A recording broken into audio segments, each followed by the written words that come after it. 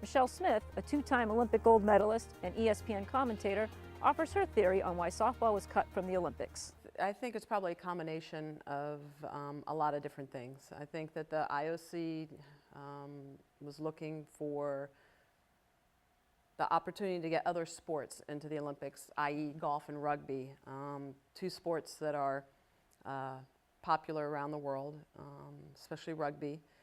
I don't know that when you start to look at the mandates of the IOC that those two sports really fulfill those mandates.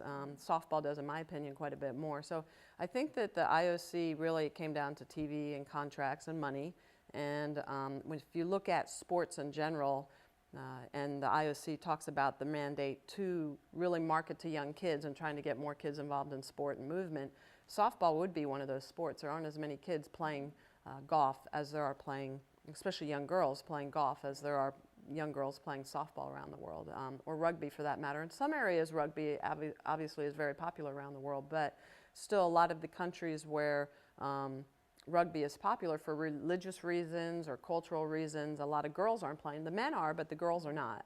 So there's a lot of different theories, as you mentioned, as to why softball kind of got lumped in and pulled out with baseball. I think with baseball there were a lot of issues. There was the doping issue.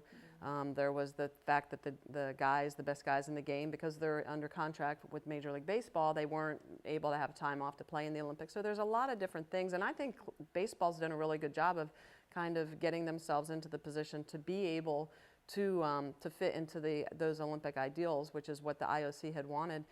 And I'm hoping there's a possibility that both the sports at some point in the future will get back in. But yeah, I do think that it comes down to a lot of different things. The U.S. dominance is part of it, but I do think if you look at women's basketball, I mean, the women's right. Team USA has dominated in basketball, but there's no, we haven't really talked of basketball being pulled out. So I think that it's a combination of a lot of different things, and an unfortunate, vote in 2005 in Singapore at that IOC session that ended up pulling softball out along with baseball.